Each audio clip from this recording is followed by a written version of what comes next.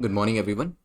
Current affairs की series के अंदर 18 अक्टूबर पे पहुंच चुके हैं और आज के इंपॉर्टेंट करंट अफेयर्स को डिस्कस करेंगे एमसीक्यू के through. This is brief introduction about me. My name is Prince Luthra, all India rank 577 from UPSC CSC 2014 batch.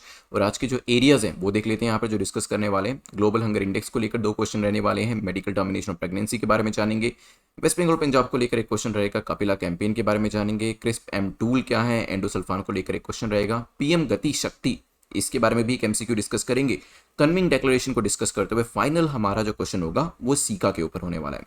कल मैंने आपको मिशन 2022, आप में से काफ़ी सारे लोग 2022 के लिए एग्जाम दे रहे हैं, तो क्या स्ट्रैटेजी होनी चाहिए, कुछ हेड्सअप मैंने आपको एडवांस में दी थी, क्या क्या चीज़ें प्रॉब्लम कर सकती हैं जो कि प्रॉब्ली हर एस्पिरेंट की जर्नी के अंदर उनको आती है, क्या क्या गलतियां यूजुअली एस्पिरेंट्स करते हैं और उनसे कैसे बचना है। वो चीज़ें मैंने आपसे शेयर करी थी कल के वीडियो के अंदर, आप उसे ज़रूर देख लीजिएगा। अपना एक्सपीरियंस भी मैंने आपसे शेयर किया था कि the kind of problems or the predicaments, the obstacles I also faced and how did I overcome them। ठीक है, चलिए 2000 जो आपका 21 के लिए हमने एक all India prelims mock test series जो थी, आपका फ्री मॉक टेस्ट जो था, इसे स्टार्ट किया था exam.netmock.com के ऊपर।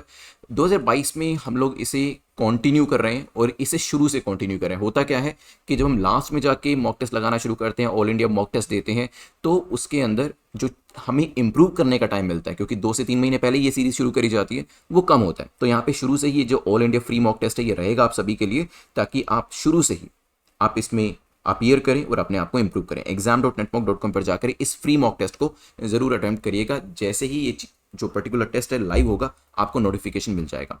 50+20% का जो डिस्काउंट है उसको आप यूज़ कर सकते हैं। फेस्टिवल कोड जो आप इसको यूज़ करिएगा, और जो भी सीरीज़ आप सब्सक्राइब करना चाहते हैं, चाहे वो 200 डे सीरीज़ है, 500 डे सीरीज़ है, exam.netmock.com पर जाकर सब्सक्राइब कर लीजिएगा। Let's move to the most important slide, और वो है सेटिंग द टारगेट। लाइफ में एग्जाम के लिए टारगेट को सेट करना काफ़ी ज़रूरी होता है। तो यहाँ पर जो कट ऑफ रखी गई है इस मॉक के लिए, वो तो रखी गई है 6, 10 में से 6 का आपको स्कोर करना है। नेगेटिव मार्किंग नहीं है, लेकिन हाँ, अगर आप क्वेश्चन को मिसरीड करते हैं, करेक्ट की जगह इनकरेक्ट, इनकरेक्ट की जगह करेक्ट अज्यूम करके आंसर करते हैं, there you have to give yourself -2। Otherwise you can give 1 mark for each correct answer. Now target set करिए, 4 भी कर सकते हैं, 2 भी, 7 भी, जैसे भी आप करना चाहें।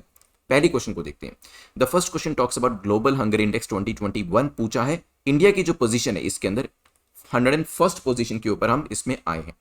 It is published by Welthungerhilfe. और third statement, the position of India has improved. अगर हम पिछले साल से कंपेयर करें, हमारी जो पोजीशन है वो यहां पर इंप्रूव हुई है। तो 10 सेकंड का टाइम मैं शुरू कर देता हूं आपका, सोचिए इसके बारे में, फिर करते हैं डिस्कशन इसको लेकर। इस साल इंडिया का रैंक क्या रहा है, अगले साल जो है क्या उसमें इंप्रूव कर पाएंगे नहीं कर पाएंगे, पिछले साल क्या था ये आपको सोचना। देखिए इस साल हमारा जो रैंक आया है वो 101st है। ठीक है, टोटल यहां पर कंट्रीज कितनी थी, 116 कंट्रीज में से 101st हमारा रैंक आया है, जो कि पिछले साल के कंपैरिजन में अच्छा नहीं है, because last year we ranked at 94th। Rank जितना नीचे उतना बेहतर। तो यहाँ पे इंडिया की पोजीशन 101st है, और इंडिया की पोजीशन क्या इंप्रूव हुई है? नहीं, इंप्रूव नहीं हुई है, रादर डेटीरियरेट हुई है। तो यहाँ पर थर्ड तो किसी भी तरीके से सही नहीं हो सकता, तो बचा हुआ ऑप्शन क्या होगा? A will be the correct answer. This is the power of elimination. अगर आपको पता है कि इंडिया की पोजीशन इंप्रूव नहीं हुई है, आप सीधा आंसर पे पहुंच सकते थे। देखिए अब यहां पे इसको लेकर आया गया है वेल हंगर लाइफ के द्वारा। देखिए वैसे नाम जो है इसका इस तरीके से है, ठीक है, वेल हंगर लाइफ। तो देखने में अगर आप देखेंगे वेल्थ भी लगता है कई बार ये, और ये इसमें बिना स्पेस के अगर आप ऑनलाइन देखेंगे WELTHUNGERHILFE। तो ये जो नाम है मिलता जुलता वेल्थ हंगर लाइफ से, बट प्रोनाउंसिएशन के अंदर ये अलग है। यहां पर बात करी जाए तो यूरोपियन एनजीओ है concern wide world wide and Welthungerhilfe, जो कि एक जर्मन बेसिकली वर्ड है जिसका मतलब होता है वर्ल्ड हंगर हेल्प। मैं यहाँ पे आपको जो एक्चुअल में इसका नाम है वो भी लिखकर बता देता हूँ। सो यहाँ पर देखिए this is the correct way of writing it. ठीक है, सो जर्मन अगर आप इसे ट्रांसलेट करेंगे, जर्मन में है ये, तो इसका मतलब निकल के निकलेगा वर्ल्ड वेल्थ हंगर हेल्प। ठीक है, A will be the correct answer here, क्योंकि पहली और दूसरी स्टेटमेंट जो है वो यहाँ पर करेक्ट हो जाती है।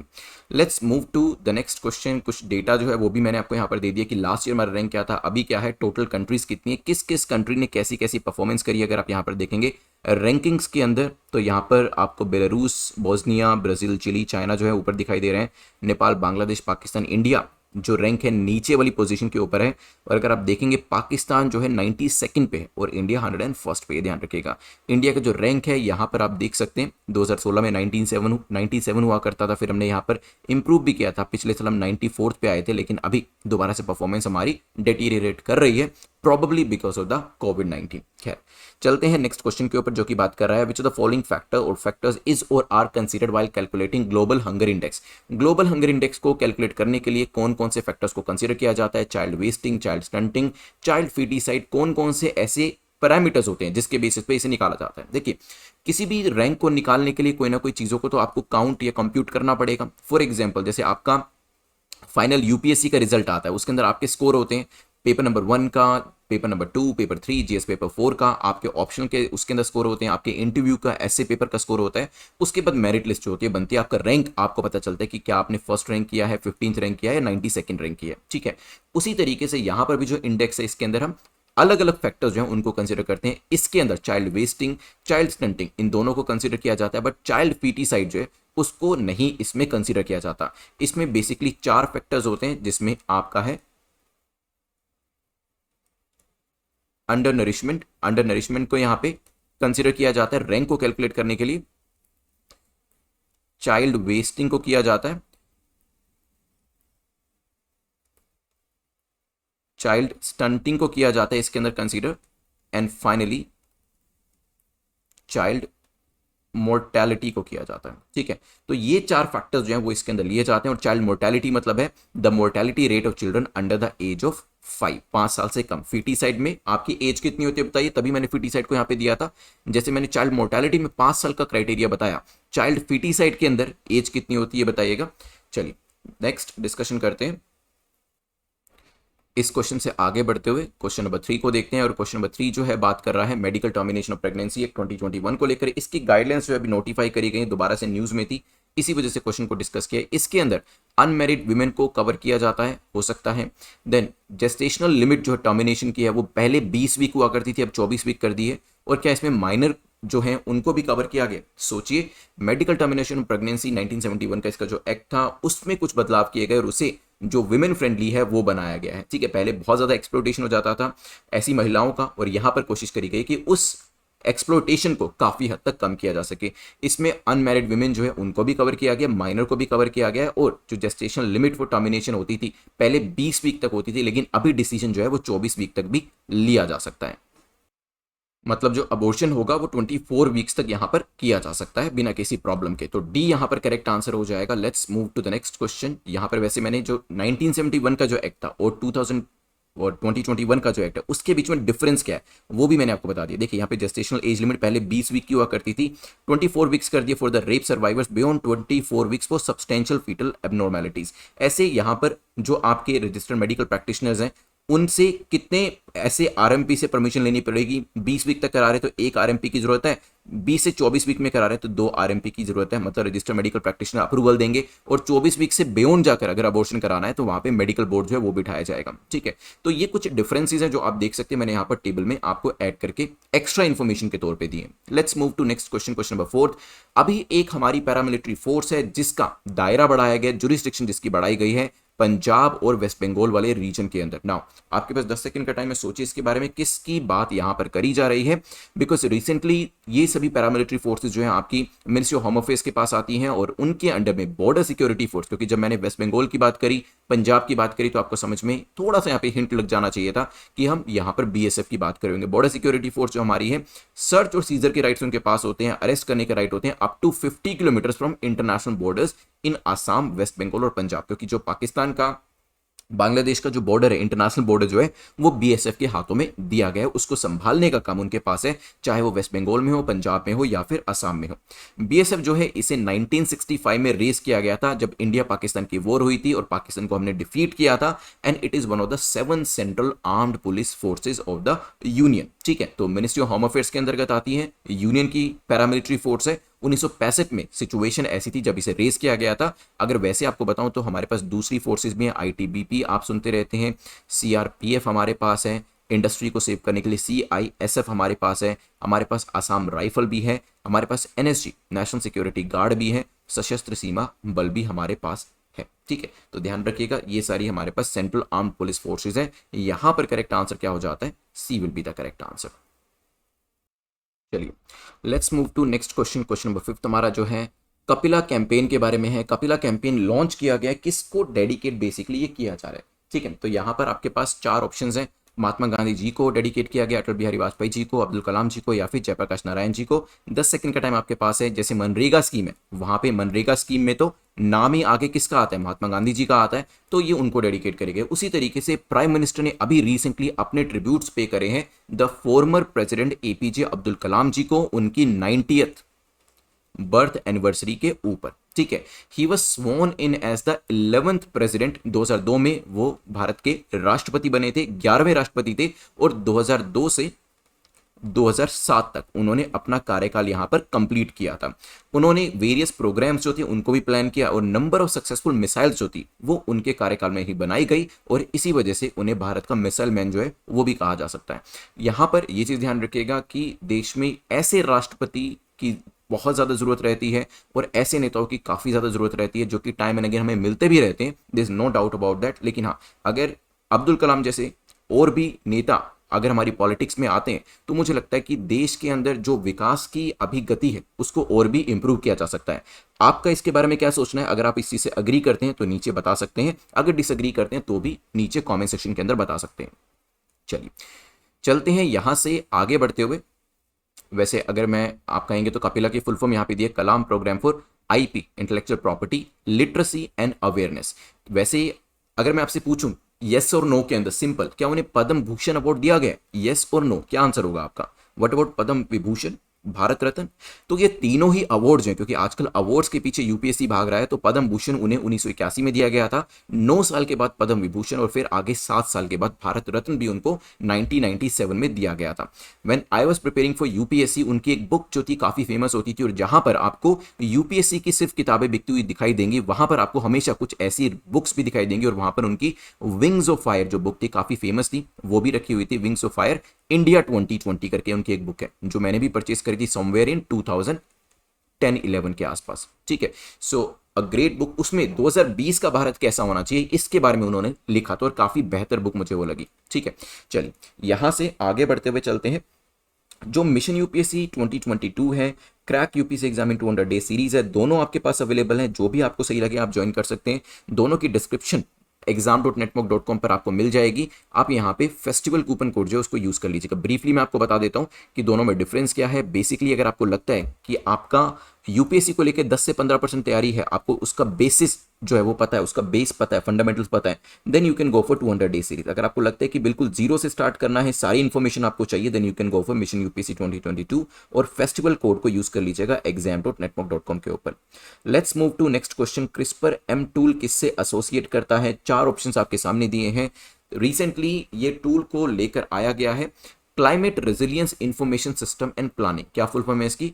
Climate resilience information system and planning tool जो है ये लेकर आया गया मनरेगा के लिए। ठीक है, so this is a tool for MNREGA, Mahatma Gandhi national rural employment guarantee scheme के लिए इसे लॉन्च किया गया है। और ये क्या करेगा? It will help embed climate information in the GIS based planning and implementation of MGNREGS। तो जो मनरेगा है इसके इंप्लीमेंटेशन के अंदर जो ज्योग्राफिकल इंफॉर्मेशन सिस्टम है उसके अंदर क्लाइमेट इंफॉर्मेशन को भी ऐड करने का काम क्रिस्पर एम के द्वारा किया जाएगा। ध्यान रखिएगा, मनरेगा के इंप्लीमेंटेशन में जो हमारा सिस्टम है GIS ज्योग्राफिक इंफॉर्मेशन सिस्टम, उसके अंदर क्लाइमेट इंफॉर्मेशन को ऐड करने का काम इसके द्वारा किया जाने वाला है। Let's move to the next question. Question number 7 जो है एंडोसल्फान को लेकर पूछ रहे, बताएं कौन सी स्टेटमेंट आपकी करेक्ट है, कौन सा कथन आपका सही है। सुप्रीम कोर्ट ने इसे 2011 में बैन किया।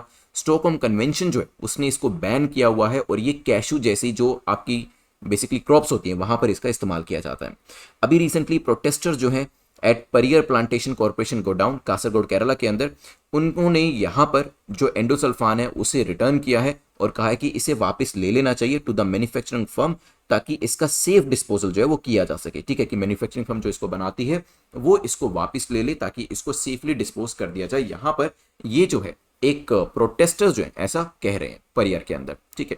नाउ सुप्रीम कोर्ट ने 2011 में ही इसे बैन कर दिया गया था। I remember that was the time when I was preparing, और उस टाइम पर भी इसको लेकर काफी आर्टिकल्स होते हैं वो न्यूज़पेपर में डेली बेसिस पे आते थे। तो यहाँ पर देखा गया था कि काफी सारी एबनॉर्मेलिटीज हो जाती हैं जहां पर भी इसका इस्तेमाल किया जाता है, और इसके इस्तेमाल की वजह से आगे आने वाली जो जनरेशन होती हैं उनके अंदर जो बायोलॉजिकल इश्यूज होते हैं वो यहाँ पर देखने को मिलते हैं। स्टॉकहोम कन्वेंशन ने तो इसे पहले ही बैन कर दिया था, और इसी वजह से 2011 में यहाँ पे सुप्रीम कोर्ट ने भी इसे बैन किया। कैशू और इसकी जैसी दूसरी फसलें जो है वहां पर इसका इस्तेमाल किया जाता है। करेक्ट आंसर आपका क्या हो जाएगा? D will be the correct answer. ठीक है, मैंने यहाँ पे एक इन्फोग्राफिक भी आपको दिया है जिसके अंदर कुछ एक्स्ट्रा इन्फॉर्मेशन आपको यहाँ पर इस क्वेश्चन को लेकर देखने को मिलेंगे, और वैसे भी नोट्स के अंदर जो आपकी मंथली पीडीएफ आती है वहां पर भी आपको एक्स्ट्रा इन्फॉर्मेशन मिल जाएगी। Let's move to next question. Question number 5 जो है 8 जो है पीएम गति शक्ति के बारे में पूछ रहा है कि बताएं इसको लेकर कौन सी स्टेटमेंट आपकी करेक्ट है। अभी रिसेंटली इसे लेकर आया गया, तो गति शक्ति स्कीम जो है इसके अंदर जो आउटले रखा गया, this will सबस्यूम 110 lakh crore national infrastructure pipeline, जो एनआईपी लाया गया था उसको ये सबस्यूम कर लेगा। इसे 2020 में लॉन्च किया गया था। गति शक्ति digital platform will also be created. सोचिए इसके बारे में, फिर करते हैं डिस्कशन। गति शक्ति जो है क्या ये एनआईपी को सबस्यूम करने वाला है? सोचें फिर करते हैं डिस्कशन। चलिए देखिए, एनआईपी को लेकर आया गया था 2019 के अंदर, ठीक है, उसको ये सबस्यूम कर रहा है जो आपकी पीएम गति शक्ति योजना है, जिसे अभी अभी 2021 के अंदर ही लॉन्च किया गया। ध्यान रखिएगा। तो पहली जो स्टेटमेंट है वो तो आपकी ठीक हो जाती है, लेकिन सेकंड स्टेटमेंट इज इनकरेक्ट। गति शक्ति जो है इसके अंदर एक डिजिटल प्लेटफॉर्म को भी लेकर आया जाएगा, and this will involve the creation of a common umbrella platform, जिसके थ्रू क्या होगा, जिसके थ्रू इंफ्रास्ट्रक्चर प्रोजेक्ट्स जो होते हैं उनको प्लान भी किया जाएगा, इंप्लीमेंट भी किया जाएगा, और ये कोऑर्डिनेशन जो होता है, क्योंकि देखिए जब ये मैंने आपको पीएम गति शक्ति पढ़ाया था तो वहां पर ये पढ़ाया था कि साइलोस के अंदर काम होता है। सरकार के अंदर जो डिपार्टमेंट्स हैं अकेले अकेले काम करते हैं, डुप्लीकेसी ऑफ वर्क होता है, वेस्टेज जो रिसोर्सेज होते हैं उसी को ही काउंटर करने के लिए एक ऐसा प्लेटफॉर्म बना दिया जिसमें रियल टाइम बेसिस पे आप कितना काम हुआ है वो देख सकते हैं। जैसे आपका गूगल कैलेंडर काम करता है ना, कोई भी उसे अपडेट करे वहां पर इंफॉर्मेशन जो है हमें बिल्कुल करंट रियल टाइम में दिखाई देती है, because that is cloud based platform. ठीक है, तो उसी तरीके से यहाँ पर किस व्यक्ति ने किस डिपार्टमेंट ने कितना काम कर लिया उसके बारे में रियल टाइम जानकारी जो है वो यहां पर आपको देखने को मिलेगी, ताकि परेशानी ना हो और यहां पर किसी भी तरीके की डुप्लीकेसी ना हो। खैर, यहां पर आपका तीसरी स्टेटमेंट ठीक हो जाएगी। Correct answer will be B. Let's move to the next question जो कि है क्वेश्चन नंबर 9। क्वेश्चन नंबर 9 आपका बात करता है कन्मिंग डिक्लेरेशन को लेकर पूछा गया है। कन्मिंग डिक्लेरेशन को लेकर बताएं कौन सी स्टेटमेंट आपकी यहां पर करेक्ट हो जाती है। ठीक है, अभी कन्मिंग डिक्लेरेशन भी काफी ज्यादा न्यूज में था, इसे अंडरलाइन करें, जो चीज पूछी है उसको यहां पे सर्कल में डालें। So it is adopted by more than 200 countries. 200 से ज्यादा कंट्रीज जो है वो इसको अडॉप्ट कर रही है। इट वॉज द 16 COP, ये कन्मिंग डिक्लेरेशन जो है ये 16 कॉन्फ्रेंस ऑफ पार्टीज है, और it is conducted in China. China में ये कंडक्ट किया गया। नाउ मैं आपके 10 सेकंड जो है वो तो शुरू कर देता हूं, लेकिन आप बिल्कुल कॉमन सेंस को यूज करें, क्योंकि अगर आप इस बार का भी पेपर देखेंगे जिसको मैं कॉमन सेंसिकल तरीके से जो आपका वीडियो है एनालिसिस का वो देने वाला हूं आपको। सो यहां पर अगर आप देखें, क्या हमारे पास 200 कंट्री से ज्यादा कंट्रीज है क्या? इसका आंसर मुझे कमेंट सेक्शन में करिएगा। हमारे पास कितनी देश पूरी दुनिया के अंदर, वर्ल्ड के अंदर टोटल कितनी कंट्रीज है? तो ये तो स्टेटमेंट वैसे ही गलत हो जाती है, बिकॉज कन्मिंग डिक्लेरेशन जो है इसे कितने कंट्रीज ने, 100 कंट्रीज ने अडॉप्ट किया है, and yes it was conference of parties number 15, because UPSC जो है वहां पर भी नंबरिंग जो है वो पूछी जाती है, रेयरली ही सही लेकिन हाँ पूछी तो जाती है, because this is the most easiest way of manipulating statement. देखिए एमसीक्यूज बनाना उतना आसान नहीं होता है, लेकिन हाँ एमसीक्यूज में स्टेटमेंट को गलत करना और भी मुश्किल होता है, क्योंकि उसके अंदर भी फिर वेरियस जो है आपके इंप्लीकेशंस निकल आते हैं, लेकिन हाँ नंबर्स को चेंज करना थोड़ा सा ईजी हो जाता है। दैट्स वाई यहाँ पर 15 COP जो है इजिली कर सकता है, या 16 COP कर सकता है यूपीएससी। दोनों स्टेटमेंट गलत हो जाते हैं, लेकिन हाँ इसे कंडक्ट कहाँ किया गया था? It was conducted in China. So recently Kunming declaration जो है इसे 100 से ज्यादा कंट्री ने 15 COP के अंदर अडॉप्ट किया है, और अडॉप्शन जो है, अडॉप्शन ऑफ डिक्लेरेशन ये क्या है, एक मोमेंटम क्रिएट करेगा न्यू ग्लोबल बायोडाइवर्सिटी पैक्ट के लिए। In a previous agreement strategic plan for biodiversity जो है वो लेकर आया गया था 2011 से 2020, और इससे आईशी जापान के अंदर 2010 में साइन किया गया था। अब जो है ये यहां पर चाइना कन्मिंग के अंदर लेकर आया गया है। आंसर क्या हो जाएगा? सी, क्योंकि 3 स्टेटमेंट्स में से आपकी सिर्फ तीसरी स्टेटमेंट जो है वो यहां पर करेक्ट हो जाती है। चलिए आज के लास्ट क्वेश्चन पे चलते हैं, जो कि सीका को लेकर है, पूछा गया सीका को लेकर बताएं कौन सी स्टेटमेंट आपकी करेक्ट है। 6th मीटिंग जो इसकी हुई है वो कजाकिस्तान में हुई है, और 5वीं मीटिंग जो है वो तुर्कमेनिस्तान में। नाउ यहां पर रिसेंटली हमारे जो एक्सटर्नल अफेयर मिनिस्टर थे उन्होंने 6th मिनिस्ट्रियल जो 2021 में अभी हुई conference on interaction and confidence building measure, क्या फुल फॉर्म में सीखा कि conference on interaction and confidence building measure, इसे कंडक्ट किया गया है नूर सुल्तान कजाकिस्तान के अंदर, मतलब 6th मीटिंग तो यही हुई है, तो पहली स्टेटमेंट तो करेक्ट हो जाती है, मतलब ये और ये आप बी और डी को एलिमिनेट कर दीजिए। अगर हम बात करें last year Kazakhstan assume the chairmanship और इस साल उन्होंने कंडक्ट किया, लेकिन जो 5वीं मीटिंग थी, 5th meeting of minister of foreign affairs caeca की जो थी वो बीजिंग में हुई थी और वो 2016 में हुई थी, ना कि तुर्कमेनिस्तान में। सो करेक्ट आंसर क्या हो जाएगा, A will be the correct answer. ठीक है, इंडिया ने भी यहां पर इंडिया की इंटरनेशनलिज्म की बात करी है, हमने यहाँ पे वासुदेव कुटुंबकम की बात करी हमारे एक्सटर्नल अफेयर मिनिस्टर ने, और वैक्सीन मैत्री की जो ड्राइव हमने चलाई है उसके बारे में बात करी। जनवरी 2021 में इंडिया ने वैक्सीन मैत्री जो है लॉन्च करी। अगर आपको याद हो 2021 जनवरी में हमारी सिचुएशन काफी बेहतर थी, सेकेंड वेव नहीं आई थी और इसी वजह से हम पूरी दुनिया के अंदर अपनी वैक्सीन को सप्लाई कर रहे थे और लो इनकम कंट्रीज की काफी ज्यादा हेल्प भी कर रहे थे। ठीक है, चलिए तो यहां पर करेक्ट आंसर ए हो जाएगा। जल्दी से मैं आपको यहां पर 2 मिनट के अंदर रिविजन करा देता हूं। आप इस 2 मिनट की वैल्यू समझते हैं कि जो आपकी टोटल इन्वेस्टमेंट होने वाली है टाइम की वो यहां पर क्वाड्रुपल हो जाएगी अगर आप यहां पे रिवाइज करते हैं, लेकिन रिवीजन के साथ साथ आपको आंसर जरूर देना, अदरवाइज पैसिव बैठे रहेंगे तो it won't help you that much. तो जल्दी से मुझे बताएं ग्लोबल हंगर इंडेक्स कौन लेकर आता है, हमारा रैंक क्या है। लास्ट टाइम हमारा रैंक जो था 94 था, इस बार इंप्रूवमेंट नहीं हुई, 101वां रैंक हमारा आया है और इसको लेकर आया जाता है वेल्थ हंगर लाइफ के द्वारा। ठीक है, फिर हमारा डिस्कशन इसके बाद हुआ था इसी चीज को लेकर, 4 फैक्टर्स मैंने आपको बताए थे, जल्दी से बताएं कौन सा फैक्टर इनमें से नहीं था। चलिए 4 फैक्टर्स में under nourishment, child wasting, child stunting, child mortality का यूज किया जाता है इसे कैलकुलेट करने के लिए। नेक्स्ट इससे आगे बढ़ते हुए हमने देखा था मेडिकल टर्मिनेशन ऑफ प्रेगनेंसी को लेकर, इसमें जो वीक्स हैं कितने बढ़ाए गए हैं, पहले 20 हफ्ते होते थे, अभी कितने करे गए जल्दी से बताइए। अनमैरिड और माइनर को भी इसके अंदर ऐड किया गया, 20 हफ्तों से 24 हफ्ते कर दिए गए हैं एमटीपी के लिए। और यहां पर मैंने आपको इंपॉर्टेंट चीजें भी बताई थी जो कि दोनों के बीच का डिफरेंस था। फिर हमने यहाँ पे जुरिस्डिक्शन देखी किसकी इंक्रीज हुई है, सेंट्रल आर्म पुलिस फोर्सेस के अंदर बीएसएफ की जो जुरिस्डिक्शन है उसे इंक्रीज किया गया है। लेकिन हाँ, कौन कौन सी मिनिस्ट्री आप कह सकते हैं होम मिनिस्ट्री के अंदर फोर्सेज आती हैं वो नाम आप मुझे बता सकते हैं कमेंट सेक्शन के अंदर। देन हमने कपिला कैंपेन के बारे में देखा, किसको डेडिकेट किया गया, इंटेलेक्चुअल प्रॉपर्टी से रिलेट करते हैं 90th बर्थ एनिवर्सरी इस महान पर्सनैलिटी की हम यहाँ पर ऑब्जर्व कर रहे हैं और ये हैं अब्दुल कलाम जी। ठीक है, इनको लेकर एक क्वेश्चन भी पूछे, आंसर जरूर करिएगा। देन आप यहां पर इससे आगे बढ़ते हुए 200 डेज या फिर 2022 जो भी मिशन आपको पसंद हो, दोनों में से कोई भी मिशन के अंदर एनरोल करके और अपने मिशन को पूरा कर सकते हैं। 50+20% डिस्काउंट जो है वो आपके पास रहने वाला है। यहां पर फेस्टिवल को यूज कर लीजिएगा, फेस्टिवल कोड को। फिर यहां से आगे बढ़ते हुए हमने 6th क्वेश्चन को देखा था। 6th क्वेश्चन जो बात करता है, just a second, this is 7th question, this is 7th question. तो इस एम टूल किस चीज़ के लिए लेकर आए थे, सो बेसिकली जो ये टूल है आपका जीएस बेस्ड प्लानिंग करने में, उसमें एक एम्बेड किया गया क्लाइमेट इन्फॉर्मेशन को एमजीएनआरईजीएस के अंदर। तो डी यहाँ पर हमारा आंसर था। फिर हमने इससे आगे बढ़ते हुए डिस्कशन किया एंडोसल्फान के बारे में, क्या सुप्रीम कोर्ट ने इसे बैन किया, येस और नो में आंसर करिएगा। एंडोसल्फान जो है कैशू के लिए और दूसरे प्रोडक्ट्स के लिए इसे यूज किया जाता है और अभी जो है प्रोटेस्टर्स कह रहे थे कि मैन्युफैक्चरर्स को इसे वापस ले लेना चाहिए। It is banned by Supreme Court and also banned by the Stockholm convention, ध्यान रखिएगा। फिर हमने यहां से आगे बढ़ते हुए डिस्कशन किया पीएम गति शक्ति के बारे में। तो गति शक्ति स्कीम जो है ये सब्स्यूम करेगी किसको, 110 lakh crore national infrastructure pipeline जो है इसको लॉन्च किया गया अभी रिसेंटली, ध्यान रखिएगा। एंड यस, गति शक्ति जो है डिजिटल प्लेटफॉर्म को भी यहां पर लेकर आया गया है। देन हमने डिस्कशन किया कन्विंग डिक्लेरेशन, जल्दी से बताएं कौन सी सीओपी थी, कितनी कंट्रीज इसमें रहने वाली हैं, दुनिया के अंदर कितनी कंट्रीज हैं यहाँ पे इसे कंडक्ट किया गया है। चाइना के अंदर 15 सीओपी, ये ध्यान रखिएगा। साथ ही साथ इसके अलावा जो नंबर ऑफ कंट्रीज है 100 से ज्यादा जिन्होंने इसे पिकअप किया है। ठीक है, चलिए इससे आगे बढ़ते हुए डिस्कशन हमारा हुआ था लास्ट क्वेश्चन को लेकर, जहां पे मैंने सीका के बारे में बात करी थी। 6th मीटिंग और 5th मीटिंग कहाँ हो रही है, तो 6th मीटिंग जो है अभी कजाकिस्तान में हुई है और लास्ट जो 2016 में मीटिंग हुई थी वो बीजिंग के अंदर आपकी हुई थी। तो रिवीजन जो है वो भी मैंने आपकी कंप्लीट करा दी है। और आपके वीकेंड में जो है इस वीकेंड से कल्चर के जो लेक्चर्स है वो आपको मिलने लगेंगे। कल्चर का जो लेक्चर है वो यहाँ पे रहेगा। मेरे को आपसे एक चीज़ ये भी पूछनी थी कि 2 फॉर्मेट हैं, एक तो है कि लेक्चर के अंदर एक्सप्लेनेशन हो प्लस एमसीक्यू हो, एक तो ये चीज़ है, और दूसरा ऑप्शन आपके पास है कि ओनली एमसीक्यूज। तो मुझे बता दीजिएगा कि क्या कल्चर जो है उसको पहले एक्सप्लेन करें फिर एमसीक्यूज करते हैं, साथ के साथ उसके ये एक लेक्चर बन सकता है और एक ये लेक्चर होगा जिसमें सीधा ही हम सिर्फ एमसीक्यूज करेंगे। मेरे हिसाब से फर्स्ट ऑप्शन बेटर है क्योंकि एक्सप्लेन करके एमसीक्यूज करने का मजा ही अलग है चीज़ों को समझने के बाद। हालांकि अगर आप सेकंड ऑप्शन को भी चूज करेंगे तो उसको भी कंटिन्यू किया जा सकता है। Now GHI is release by, आपका प्रीलिम्स का क्वेश्चन है कि जीएचआई किसके द्वारा रिलीज किया जाता है, मुझे आपके नीचे कॉमेंट सेक्शन के अंदर बताएंगे यूट्यूब के।